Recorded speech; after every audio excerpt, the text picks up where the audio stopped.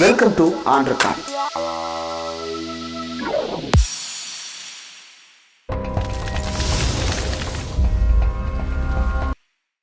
Welcome to on record.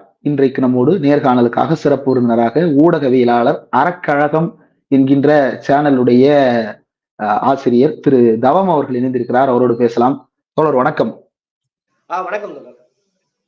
ஒரு ஊடகவியலாளரா நம்ம இந்த காலகட்டத்துல சந்திக்கக்கூடிய நெருக்கடிகள் ரொம்ப அதிகமா இருக்கு. அதுலயும் ஒரு டிஜிட்டல் ஊடகவியலாளர்களா நம்ம சந்திக்கிற நெருக்கடிகள் இன்னும் ரொம்ப அதிகமா இருக்கு. யூடியூப்ல தரப்புல இருந்து நிறைய பிரச்சனை, அரசு தரப்புல இருந்து பிரச்சனை, இதை தாண்டி வெளியே இருக்கக்கூடிய கட்சிகள் அல்லது அரசியல் பேசி கொண்டிருப்பவர்கள் இருந்து வரக்கூடியது நேரடியா நம்ம உயிருக்கே அச்சுறுத்தல் விடக்கூடிய ஒரு காலகட்டமா தான் மாறி இருக்கிறது. இந்தியா முழுக்க அப்படி போயிட்டு இருக்கு. சமீபத்துல செய்திகள்ல வரிசையா நான் உங்களுடைய போஸ்டுகள்ல பார்க்கும் பொழுது நாம் தமிழர் தரப்பிலிருந்து உங்களுக்கு கொலை மிரட்டல் விடுவதாக பதிவுகள் பார்க்க முடிந்தது. அதை யார் செய்யறா? உண்மையிலே நாம் தமிழர் தான் செய்யறாங்களா, இல்ல நாம் தமிழர் பேர்ல வேற யாராவது நாம் தமிழருக்கு அவப்பேர் ஏற்படுத்த வேண்டும் என்கின்ற நோக்கத்தோடு வேற யாராவது செய்யறாங்களா? என்ன நடக்குது? அதை கொஞ்சம் விரிவா சொல்லுங்க. நீங்க கொஞ்சம் கூட கிஞ்சித்தும் சந்தேகப்படவே வேண்டாம். நாம் தமிழர் பெயரெல்லாம் ஒருத்தர் செய்வதற்கான வாய்ப்பு சூழல் இல்லவே இல்லை. 100% எந்த பிசிறுமே இல்லாமல் ஒரு செய்தி சொல்லிக்கொள்ள கடமைப்பட்டிருக்கிறேன். அது என்னன்னா, அது முழுக்க முழுக்க நாம் தமிழர் கட்சி மட்டும்தான்.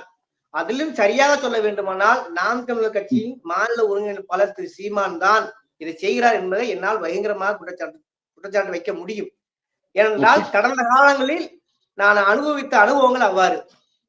அதாவது அவர்களின் மீது வைக்கிற குற்றச்சாட்டை என்ன என்றால், என்னோட சேனலுக்கு வரக்கூடிய அரங்குக்கு வரக்கூடிய பெரும்பாலான ஆளுமைகள், அரசியல் ஆளுமைகள் பாத்தீங்கன்னா, அவர்கள் பேசக்கூடியதற்கான சுதந்திர வெளியை நான் அப்படியே கொடுத்து விடுகிறேன்.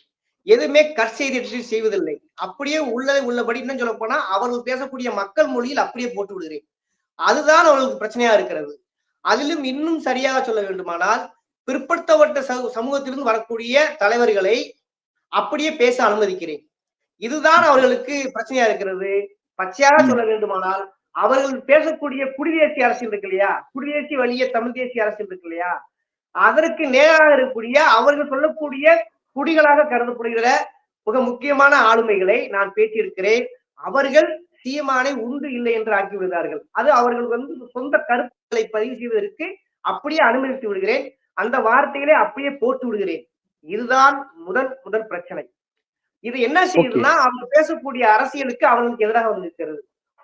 குறிப்பாக பிற்படுத்தப்பட்ட சமூகங்கள் சீமானுக்கு எதிராக திரும்பி விடுவார்களோ, இந்த குடிதேசி நாம் செய்யக்கூடிய குடிதேசிய அரசியலே ஒன்றுமில்லாம ஆகிவிடுவோம் அப்படிங்கிற பதற்றம் நாம் தமிழ் தம்பிகளை விட சீமானுக்கு தொற்றி விடுகிறது என்று நேரடியாக குற்றச்சாட்ட விரும்புகிறேன்.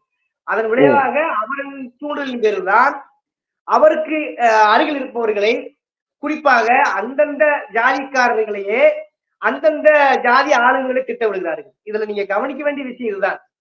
இது பச்சையாக சொல்ல வேண்டுமானால் ஜாதி அரசியல்.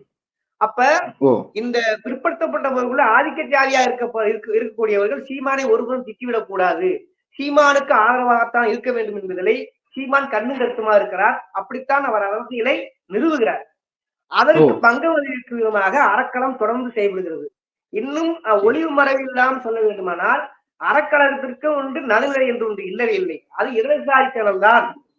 குறிப்பாக முற்போக்கு மயமாக இடதுசாரி ஒடுக்கப்பட்ட பிற்படுத்தப்பட்ட உரிமைகளுக்காக வகுப்புவாதங்களுக்கு எதிராக தொடர்ந்து நாம் ஒழுங்கெடுத்துக் கொண்டிருக்கிறோம்.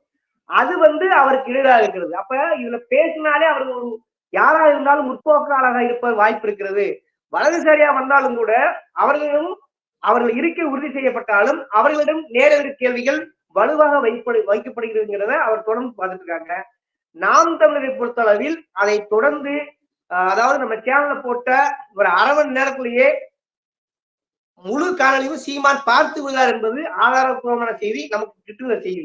அப்ப அதுவும் தென் மாவட்டங்களிலிருந்து இப்படி ஒரு சேனல் ஒளிபரப்பாரு, அது முழுக்க நாம் தமிழுக்கு எதிராக அப்படின்னு அவங்க கருதுகிறார்கள். இதுதான் பிரச்சனை.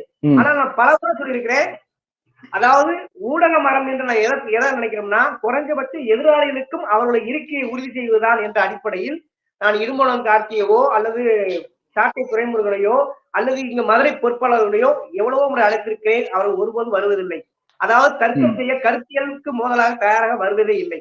அதற்கு மாறாக இடதுசாரிப்பவர்கள் குறிப்பாக ஜாதியாக இருந்தாலும் கூட அவர்கள் இடஒதுக்கீட்டுக்காக அவங்களுக்கு பிரதிநிதித்துவ பேச வரக்கூடியவர்களை அப்படியே அனுமதிப்பதால் அவர்கள் இதை ஆபத்தாக பார்க்கிறார்கள். அதனால் இந்த அரசியல் ஊடகங்களை தாண்டி ஒரு கால் புரட்சிக்கு ஆளாகிறார்கள், ஒரு வன்மத்துக்கு ஆளாகிறார்கள். அதனால நீங்க பாருங்க, நீங்க பெரும்பாலும் கமெண்ட்ல கூட பாத்தீங்கன்னா பாருங்க, என் குடும்பத்தை பற்றி எல்லாம் படு கேவலமாக பேசி எழுதுகிறார்கள். நான் கூட அதை ரிமூவ் செய்வதில்லை, அப்படியே போட்டு விடுகிறேன். காரணம் அவர்கள் அரசியல் என்னவென்று தெரிவதற்காகத்தான். இதுதான் முதல் காரணம். இப்ப வந்திருக்கக்கூடிய இந்த மிரட்டல் வந்து எந்த காணொலிக்காக வந்திருக்குது? யார் உங்களுக்கு மிரட்டல் விடுத்தா? தொலைபேசியில அழைப்பு விடுத்தாங்களா அல்லது நேர்ல வந்து எதுவும் அச்சுறுத்தல் கொடுத்திருக்காங்களா? இப்ப நடந்துட்டு இருக்கிற இந்த விஷயம் எந்த பர்டிகுலர் வீடியோவுக்காக யார் அந்த மிரட்டலை கொடுத்தது? குறிப்பா இப்ப வந்து ராஜ்குமார்னு ஒருத்தர், அவர் வந்து தமிழக முன்னேற்ற கழகம் கட்சியை நடத்திட்டு வராரு, மதுரையில இருக்காரு. அவர் ஒரு குறிப்பிட்ட வகுப்பை சார்ந்தவர். இன்னும் பச்சையாக சொல்ல வேண்டுமானால் முக்குளத்தூர் சமூகத்தை சார்ந்தோம்னு வச்சுங்களேன். இப்ப அவர் பேசுவது என்பது மக்கள் மொழியில் பேசுகிறார். அது என்னன்னா பெரிய அளவுக்கு எல்லா பக்கமும் ரீச் ஆகுது, பேசும் பொருளா மாறுது. அதுவும் அந்த மக்கள் மொழியில் பேசுவதால் எல்லோருமே அதை உன்னிப்பாக கவனிக்கிறார்கள். அப்ப அப்படிப்பட்ட ஒரு நபர் வந்து பேசும்போது சீமானுக்கு என்னன்னா ஒரு 6000 ரூபாய் இப்ப அரசு அறிவிச்சில்ல வெளியில வர்றதுக்கு, அது குறித்து பேசுகிறார். அத சீமான் என்ன செய்யறாருன்னா, 6000ங்கிறது என்ன நீங்க காசு கொடுக்குறீங்க, காசு கொடுத்து எல்லாம் சரியாயிருமா, அந்த 6000 உங்கள் பணத்திமுறை காட்டுகிறதுன்னு அரசை கடுமையா விமர்சிக்கிறார். அந்த நிவாரணமே தப்புங்கிற மாதிரி சொல்ல வர்றாரு. அதற்கு எதிராக நான் பேச வேண்டும் என்று ராஜ்குமார் என்னோட வாய்ப்பு கேட்கிறார். வாங்க வாங்க தொடர்ந்து பண்ணிக்கலாம்னு சொல்றேன். அது இங்க வந்த பிறகு அவர் பேசுகிறார். இது 6000 ரூபாய் பிச்சைங்கிறையே, நீ 6000 ரூபாய் பிச்சை, 6000 பணத்திமுறைனா அப்ப நீ வசூல் பண்றது என்ன? நீ யாருக்காக வசூல் பண்ற? அப்ப நீ பணத்திமுறை வேலை பாக்குறாயா? இந்த நடிகர் பாலான்னு ஒருத்தருக்காருங்க இல்லையா, நடிகர் பாலா வந்து பாத்தீங்கன்னா ஒரு சிறு நடிகர். அவரு பல்வேறு வெள்ளநவாறு பண்ணல, அவர் 2 லட்சம் ரூபாய் அவருடைய சொந்த இருப்பு தொகையை செலவழிச்சார்.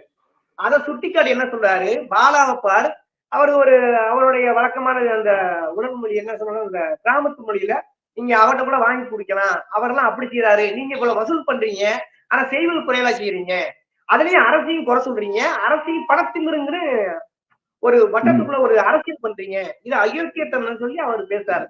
அதை அப்படியே போடுகிறேன். அதை பார்த்தவுடன் எல்லா பக்கமும் இருந்து பாத்தீங்கன்னாக்க எனக்கு நெருக்கமான நண்பர்கள், என் உறவினர்கள், இல்ல என் சக தோழர்கள் இருக்காங்க, எதிர்த்தாரிங்க, அவங்களுக்கு எல்லாம் போன் பண்ணி அவரை பேசாம சொல்லுங்க, அவர் ரொம்ப ஓவரா பேசுறாரு, தரைக்குறைவா பேசுறாரு, இதுக்கு மேல பேசுனா இன்னும் நேரடியா சொல்ற மதுரை மாவட்ட செயலாளர் சிவானந்தம் என்பவர் எனக்கு நெருக்கமான ஒரு நண்பர்களுக்கு போன் பண்ணி அவரை அந்த வீடியோவை தூக்க சொல்லுங்க, இல்லைன்னா கையக்கால உடைச்சிருவோம் அப்படின்னு சொல்றாரு. இது உறுதியான பதிவு. அதே போல அவர் கட்சி சார்ந்தவர்கள் ஒரு முக்கியமான பிரபலம், நான் தேவைப்பட்டால் பெயரை சொல்கிறேன், அவரும் இரவில் போன் பண்ணி என்ன பிரச்சனை, ஏன் நீங்க நாமக்கல் மட்டும் டாக்டர் பண்றீங்க, அது மட்டும் இல்லாம நீங்க சொல்லி கொடுத்து நீங்க தான் சொல்லி கொடுத்தா பேச வரீங்கன்ற மாதிரி குற்றச்சாட்டுகளை கடுமை வைக்கிறாரு. அது மட்டும் இல்லாம இனிமேல் நீங்க தொடர்ந்து வந்து இந்த பதிவுகள் எல்லாம் போட்டீங்கன்னா சீமான் பத்தி பேசினாக்க சங்கடபரமா ஆயிடும், வீட்டுக்கு ஆள் வந்துடும், அது உங்களுக்கு நல்லது இல்லை அப்படிங்கிற மாதிரியான துணியில பேசுறாரு. இதுதான் நான் அப்படியே எதிர்கொள்றேன்.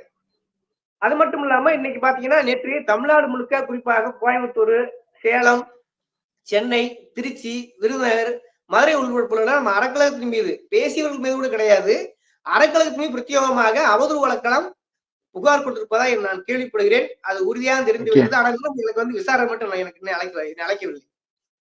ஓகே, இப்போ ஒரு பக்கம் சட்ட ரீதியா அவங்க வர்றாங்க அப்படின்னா சட்ட ரீதியா நம்ம எதிர்கொள்ளலாம். ஆனா இந்த கொலை மிரட்டல் இது போன்ற விஷயங்கள் தான் வந்து ரொம்ப மோசமான ஒரு நிலைக்கு போயிட்டு இருக்குது. இப்ப தொடர்ந்து இப்ப நீங்க சொல்லும் பொழுது மதுரையில இருந்து நீங்க இயங்குறீங்க, எனக்கு தெரிந்து மதுரையில இருந்து இயங்குற ரொம்ப சொற்பமான நபர்கள்ல நீங்க, நம்ம மதுரை யாசிர், இந்த மாதிரி 2-3 பேர் தான் ஐடென்டிஃபை பண்ண முடியுது அரசியல் ரீதியா சேனல் நடத்துற நபர்கள்ல. இப்ப சமூக நீதி, பிற்படுத்தப்பட்ட சமூகங்களுடைய ஒருங்கிணைவு அல்லது ஒடுக்கப்பட்டவர்களுடைய உரிமை, இது மாதிரி விஷயங்கள் பேசுறது ஏன் சீமானுக்கு பிடிக்கல? அவரும் அதே களத்துல தானே நிக்கிறாரு. அவரும் வந்து எல்லாரும் தமிழர்கள், எல்லாரும் ஒருங்கிணையணும் அப்படின்னு தான் அவரும் பேசுறாரு. ஏன் இது அவங்களுக்கு பிரச்சனை ஆகுது? அவருக்கு பிரச்சனையாக மெயின் காரணம் என்னன்னா, அவர் வந்து ஒரு குறிப்பிட்ட சமூகத்தை வந்தேரிகளாக, தெலுங்கர்களாக பேசுறாரு. தமிழ் குடிகளை தாண்டி குறிப்பாக இப்ப அறிஞர் மக்களை வந்து தெலுங்கரா சித்தரிக்கிறாரு. ஏன் முதல்வர் ஸ்டாலின் போன்றவர்களே 9 அமைச்சர்கள் வந்து தெலுங்கரா இருக்கிறார்கள்ன்றாரு. அது மட்டும் இல்லாம கிட்டத்தட்ட 40க்கு மேற்பட்ட எம்எல்ஏக்கள் வந்து தெலுங்கர்கள்ன்றாரு. அதாவது அவர் வீட்டில் பேசக்கூடிய மொழியை வைத்து அவர் ஒரு கணக்கு போறார். அது என்ன இந்த குடி தேசிய, அதாவது என்னன்னா பிற்படுத்தப்பட்ட இடஒதுக்கீட்டுக்காக பேசினா அது வேறு, அது நியாயமான உரிமை. அது தாண்டி இந்த பிற்படுத்தப்பட்ட மக்களை எல்லாம் ஒரு குடி தேசிய சாதி வெறிய அரசியல் ஆளாக்கி பிஜேபி அரசு என்ன செய்கிறதோ அதே வெறியை, ஜாதி வெறியை இவர் குடி வெறியாக மாற்றுகிறார். ஜாதி வெறியை குடின்னு சொல்றாரு, அவ்வளவு வித்தியாசம். அதை செய்கிற பொழுது ஆர்எஸ்எஸ் பிஜேபி செய்யக்கூடிய அதே அரசு சீமான் செய்கிற பொழுது அவர்கள் சரியா சொல்லணும்னா அவர்கள் முஸ்லிம்களை வந்து எதிரியாக முன்னிறுத்துகிறார்கள், சிறுபான்மையினரை. இவர் வந்து தெலுங்கர்களை, மொழியின் அடிப்படையில் தெலுங்கர்களை குறிப்பாக மிக மிக மிக குறிப்பாக பாத்தீங்கன்னா தெலுங்கர்களை தான் அவர் வந்து ஒரு அரசியல் எதிரியாக காய் நகர்த்துகிறார். அப்ப அதற்கு வந்து சில இளைஞர்களும் பழி போயிருக்கிறார்கள், அதுல மாற்றுக்கட்டே கிடையாது.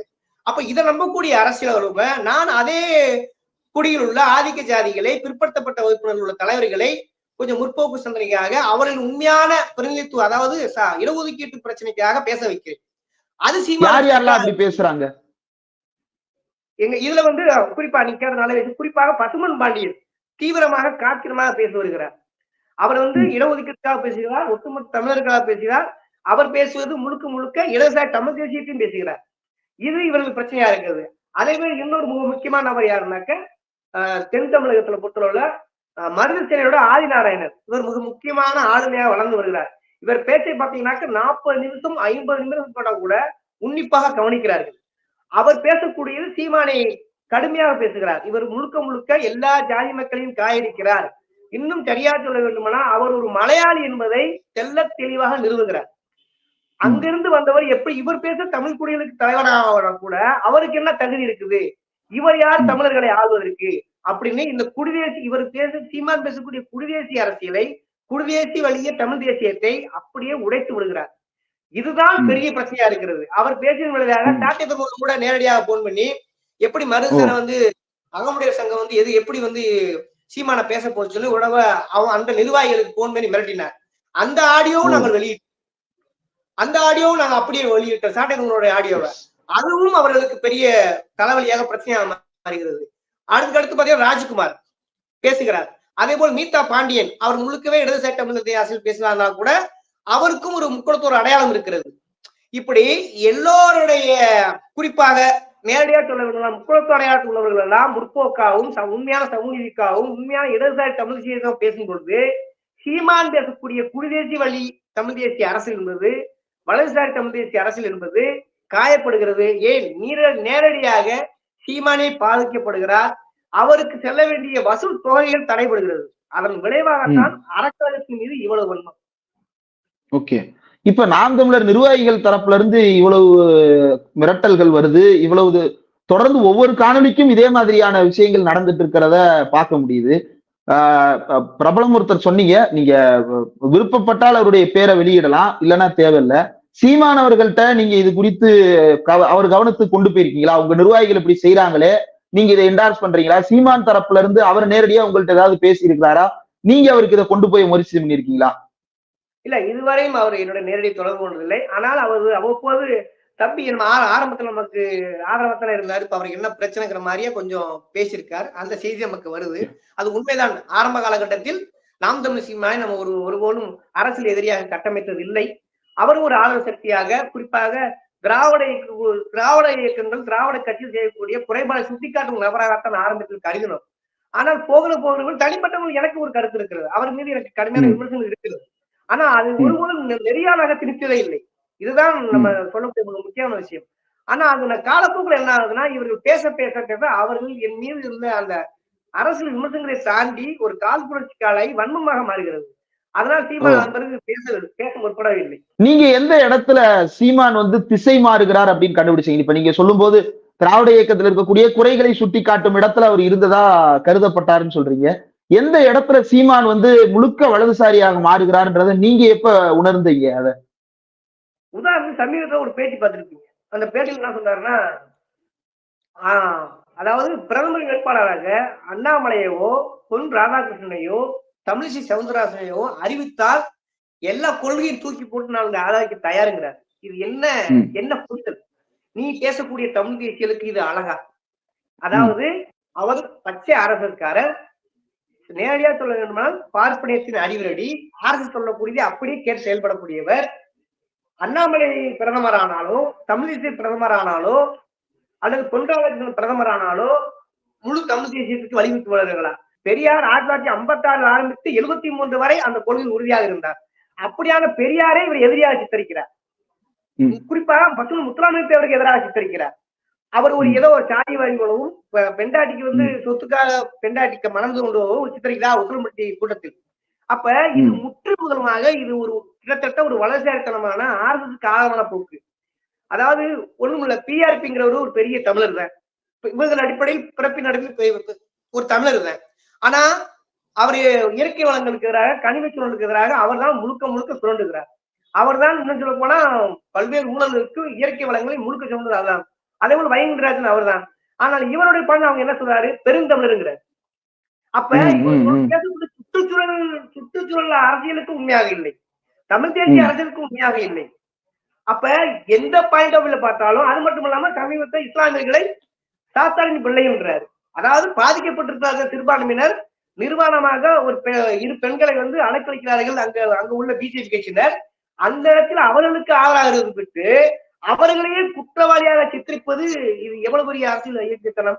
இதை நான் ஊழலாளர் என்பதையும் தாண்டி நான் இடதுசாரி அரசுல இருக்கப்பட்டவர் என்பதை அடிப்படையில் நான் கடுமையான விமர்சனம் அதை பார்க்கிறேன். அப்ப எந்த அடிப்படையில நீங்க சீமான் ஆதரிக்க முடியும்? இன்னொரு படி மேல போச்சுன்னா இவருடைய போக்கு எப்படி இருக்குன்னா, ஒவ்வொரு சாதி கூட்டத்திலும் போய் அந்தந்த சாதி கூட்டத்துக்கு தகுந்த மாதிரி அவர்களை உசுப்பேத்துகிறார். மறைமுகமாக அவர்களுக்கு ஜாதி வரியை தூண்டுகிறார். குறிப்பாக தேவேந்திர குல வேளாளர் அந்த சங்கத்துக்கு போனால் அவர்கள் நீங்க பட்டியல் சொல்லிட்டு வெளியேறுங்கள், உங்களை யார் தலித் என்று சொல்லியது, அது மட்டும் நீங்கள் ஒரு ஆண்ட பரம்பரை போன்ற அந்த மனநிலையை, அந்த ஆதிக்க ஜாதி மனநிலையை அவர்களுக்கு தூண்டுகிறார். அவர்கள் எழுதுவதற்கு உரிமையோ அவர்களுக்கான அரசியல் பேசாமல் அவர்களை இன்னொரு ஜாதி ஆதிக்க வரிகளாக மாற்றுகிறார். அதே போல அருந்ததிகளை, ஒடுக்கப்பட்ட சமூகத்திலும் இருக்கிற ஒடுக்கப்பட்ட சமூகமா இருக்கிற அருந்ததி மக்களை ஒரு எதிரியாக கட்டமைக்கிறார். இது ரொம்ப ஆபத்தான போக்கு. அதே சமயத்தில் முதலியார் என்கிற ஒரு ஆதிக்க ஜாதியை ஓட்டர்களுக்காக அவர்கள் முன்னிறுக்கிறார். ஒடுக்கப்பட்ட சமூகத்திலிருக்கும் ஒடுக்கப்பட்ட சமூகமா இருக்கக்கூடிய அருந்ததி சமூகங்களை வடுக வந்தேறி ஆந்திராவிலிருந்து மலமல்ல வந்தவர்கள் என்கிறார். இது என்ன வகையான அரசியல் போக்கு? இந்த அரசியல் யாருக்கு பயன் தரும்? இயல்பாகவே சாதாரணமாக பிஜேபிக்கு தான் பயன்படும். அப்ப பிஜேபியின் இரட்டை குழு துப்பாக்கியில் இவர் ஒரு குழாக இருக்கிறாரோ என்கிற ஐயம் பார்க்க எளிதாக பிடிபடுது. இது நுனிப்புள் அரசியல் மீது எளிதாக புரிந்து கொள்ள முடியும். அப்படி இருக்கும் பொழுது தனிப்பட்ட முறையிலும் எனக்கு விமர்சனம் மீது கடுமையான விமர்சனம் இருக்கிறது. அந்த அடிப்படையில் பாத்தீங்கன்னா வரக்கூடிய ஆட்களும் தெல்ல தெளிவாக பேசுவதால் இவரால் தாங்கிக் கொள்ள முடியவில்லை. அதன் விளைவாகத்தான் இவ்வளவு ஒருபடி மேல போய் ஒரு விஷயத்தை சொல்லிக்கொள்ள கடமை பண்றேன். என்னன்னா, சமீபத்துல ராம்தம் தம்பி ஒரு 2 மாதத்துக்கு முன்னாடி அந்த காணொலியில நான் அப்ப கூட ஆடியோ எனக்கு அதை அப்ப வெளியில இதெல்லாம் கடந்து போவே நினைச்சேன். ஆனால் இப்ப சமீப காலமாக குறிப்பாக 2 நாட்களாக பாத்தீங்கன்னாக்க என் உறவினர்கள், எனக்கு நெருக்கமான நண்பர்கள் அல்லது எனக்கு தமிழ் தேசிய தொடர்பு இருக்கு இல்லையா, அவங்ககிட்டலாம் சொல்லி அந்த பயமுறுத்தல் லெவலுக்கு ஒரு மிரட்டலுக்கு ஆளாக்குறார்கள். அப்ப அந்த ஆடியோவை திரும்ப நான் இன்னைக்கு போட முடியாது. அந்த ஆடியோவோட தமிழ் புலி கட்சியோடைய மாநில செய்தி தொடர்பாளர் முத்துக்குமார் அவர்களை ஒரு நபர் தொடர்பு கொண்டு பேசுறார். அறக்கலத்துக்கு வரவங்களை பூரா அளவுக்கு அதிகமா தவந்தான் பேச வைக்கிறார். நான் உங்க மேல அவங்க கோபம் இல்ல, தவத்தை போட்டு தரலாம் என்ன சரியாயிடும் அப்படின்னு சொல்லி அவருக்கு எச்சரிக்கை விடுக்கிறார். அவர் என்னிடம் சொல்லுகிறார். அதனால நான் என்ன பண்றேன், நான் அவருக்கே நேரடியாக போன் பண்ணி, என்னங்க இந்த மாதிரி என்ன போட்டு சொல்ல போறீங்களாம்ல, எப்போ வர்றீங்க, என்ன எதுக்காக போட்டு சொல்றீங்க, கருத்தியல பேசுங்க, இல்ல கருத்தியல் இல்ல உங்க சாட்டையோ அல்லது நீங்களோ அல்லது மதுரை பொறுப்பாளர் வர சொல்லுங்க, உங்களுக்கான இருக்கை உறுதி செய்யப்படுது. அது இன்னொன்னு சொல்றேன், ராமரவிக்குமார் எடுத்துக்கிறேன், அர்ஜுன் சம்பத்ல எடுக்கிறேன், அவங்களுக்கு கூட அடக்கம் கூட காரணம்னு குறைஞ்சபட்சம் நம்புறேன். அவங்க இருக்கை உறுதி செய்யறேன், அவங்க கருத்துக்கு மதிப்பளிக்க. அதே சமயத்துல எனக்கு பாண்டேவுக்கு ஒரு கருத்து இருக்க பொழுது எனக்கு ஒரு கருத்து இருக்க இயல்பு தானே, அது தெரிஞ்சு வரல, உங்களுக்கு என்ன பிரச்சனைன்னு நான் கேட்டேன். அதுக்கு பதில் இல்லை. அதுக்காக அந்த நபரும் அந்த காலத்துல மன்னிப்பு கேட்டாங்க மறுக்க முடியாது. ஆனால் அந்த ஆடியோ இப்பயே நான் பயன்படுத்தணும்னா எனக்கு இவருக்கு அச்சுறுத்தல் இருக்கு இல்லையா, இது நாளைக்கு வேற வடிவத்து வன்முறைக்கும் வரலாம். அது மட்டும் இல்லாம ஒரு விஷயம் சொல்றேன், ஒருவேளை என் உயிருக்கு ஆபத்து என்றால் எனக்கு தனிப்பட்ட முறை எனக்கு யாருமே எந்த அடிப்படையிலுமே எனக்கு எதிரிகள் கிடையாது. அரசியல் எதிரிகளாக தற்போது எனக்கு பிஜேபி கட்சியினரும் நாம் தமிழ் கட்சியினரும் தான் அதிகமா இருக்கிறார்கள். இப்போ ஒருபடி மேல போய் நாம் தமிழ் கட்சியில் கொலை மிரட்டல் கொடுக்கிறார்கள். ஒருவேளை என் உயிருக்கு ஏதாவது ஆபத்துமா, இது ஒரு வாக்குமூலமா எடுத்துக்கலாம், தவறு இல்லை. ஏன்னா பதிவு வேண்டிய கட்டாயத்தில் இருக்கிறேன். ஏன்னா அந்த அளவு என் சுற்று வட்டாரமும் எனக்கு ஒரு நெருக்கடி இருக்கிறார்கள். நீங்க எதா இருந்தாலும் உரிமையோட பேசிருக்கீங்க, அதே நல்லதுங்கிறாங்க. அதனால என் உயிருக்கு ஏதாவது ஆபத்து என்றால் அது நாம் தமிழர் கட்சியின் மாநில உறுப்பினர் சீமான் தான் என்பதை நான் 100% எந்த ஒரு பிசிறுமின்றி வேற ஒரு மாற்று கருத்துமின்றி சொல்லுகிறேன். நாளைக்கு எனக்கு ஏதாவது பிரச்சனைனா ஒண்ணு நாம் தமிழர் ஒருங்கிணைப்பாளர் சீமான் நான் தெளிவா சொல்றேன். அவங்க கட்சிக்காரன் சொல்லவே மாட்டேன். அவர் அனுதினமும் நம்ம அறக்கலந்து வரக்கூடிய காணொலியை பார்க்கிறார். அதற்கு எதிர்வினையாற்றி அவருடைய கட்சிக்காரனை தூண்டி விடுகிறார் என்பது எனது குற்றச்சாட்டு. அது தருணம் வரும்போது அதுக்கான ஆதரவை நான் வெளியிடுவேன். நிச்சயமா ஒரு ஊடகவியலாளரா உங்களோடு நாங்களும் எல்லோரும் துணை நிற்கிறோம். அது போன்ற ஒரு விஷயம் எப்போதும் நடந்துவிடக் கூடாது. அது நடக்காமல் நாம் தடுத்துவிட வேண்டும். அதற்காக எப்போதும் உங்களோடு துணை நிற்போம். இப்போ இந்த விஷயத்த சட்ட ரீதியா நீங்க எதிர்கொள்ள தயாரா இருக்கீங்களா? இப்ப அடுத்து இந்த மிரட்டல்களை வழக்கா பதிவு செய்யறீங்களா? எப்படி எதிர்கொள்ள தயாரா இருக்கீங்க? சட்ட ரீதியாக முதலில் ஜனநாயக அடிப்படையில் சட்ட ரீதியாக எதிர்கொள்ள தயாரிக்கிறோம். இன்று நாங்களும் மூத்த வழக்கறிஞர் வழக்கறிஞர் வாஞ்சிநாதன், பசுமன் பாண்டியன், ஹென்றி டிபன் போன்றவர்களோட தொடர்பு கொண்டிருக்கிறோம். அவர்கள் ஒரு ஆலோசனை கொடுத்திருக்கார். ஏனென்றால் விசிகாவுடைய வழக்கறிஞர்கள், குறிப்பாக முற்போக்கு சார்ந்த எல்லா வழக்கறிஞர்களும் நமக்கு ஒத்துழைப்பா இருக்கிறார்கள். இந்த தருணத்துல ஒரு பெரிய நன்றி தெரிவிச்சிருக்காங்க. மூத்த வழக்கறிஞர்கள் எல்லாம் நமக்கு ஒரு பெரிய பக்கபலமா இருக்கிறார்கள். இடதுசாரி இயக்கங்கள் பக்கபலமா இருக்கிறது. குறிப்பாக எல்லா பெரிய கட்சிகளும் கூட நமக்கு மதுரையில் நம்ம இயங்குறதுனால நமக்கு பெரிய பாதுகாப்பா இருக்கிறார்கள். எனக்கு பாதுகாப்பு பற்றி பிரச்சனை இல்லை. ஆனாலும் நான் தனிநபர் அல்லவா, போகணும் வரணும். இடையில நினைக்கிறேன் காப்பானோட கவனி பேசுகிற மாதிரி எதுவும் நடக்கலாம். அதற்காகத்தான் நான் குற்றம் சாட்டுகிறேன். இந்த மாதிரியான ஒரு இக்கட்டான சூழல்ல அறக்கலத்தில் ஏற்பட்ட சோதனையில உங்களை போன்ற ஊடகவியலாளர்கள், குறிப்பாக சகதோல ஊடக நண்பர்கள், நம்மளுடைய சங்கம் எல்லாமே நமக்கு உறுதுணையா இருக்கீங்க. இந்த பாதுகாப்பும் இந்த நம்பிக்கையும் தான் நம்மளை மேலும் மேலும் இயங்க செய்கிறது. இந்த மாதிரியான ஒரு இக்கட்டான சூழலை தொடர்ந்து உங்க ஆதரவு ரொம்ப நன்றி. இல்ல இது உங்களுக்குன்னு இல்ல, எல்லாரும் ஒவ்வொரு வகையில நெருக்கடியை சந்தித்துக் கொண்டிருக்கிறோம். நமக்கு நாம் துணையாக இருக்க வேண்டிய ஒரு காலகட்டம், நம்முடைய ஒற்றுமையை வெளிப்படுத்த வேண்டிய, நம்முடைய பலத்தை வெளிக்காட்ட வேண்டிய ஒரு காலகட்டம். சட்ட ரீதியாக தோழர் கரிகாலன் கூட பாத்தீங்கன்னா அந்த இக்கட்டுக்கு ஆளானார். இப்படி ஒவ்வொரு ஊடகமும் அச்சுறுத்தப்படுகிறது. இது இந்த காலகட்டத்தை நம்ம ஒருபோதும் மறுக்க முடியாது, மறக்கவும் முடியாது. அதனால் எல்லோரும் இந்த ஜனநாயக சக்திகள் எல்லாம் ஒன்று சேர்ந்து இந்த அரசை முழுக்க வேண்டிய கட்டாயத்தில் இருக்கிறோம். நிச்சயமாக எப்போதும் ஊடகவியலாளர்களாக நாம் ஒன்றுபட்டு நிற்போம். வரக்கூடிய அச்சுறுத்தல்களை தைரியமாக எதிர்கொள்வோம். நீங்க பயப்படாம இருங்க தோழர். எது வந்தாலும் நம்ம தைரியமாக எதிர்கொள்வோம். இவ்வளவு நேரம் ஒதுக்கி இந்த நேர்காணல் தந்ததற்கு மிக்க நன்றி தோழர். ரொம்ப நன்றி தோழர்.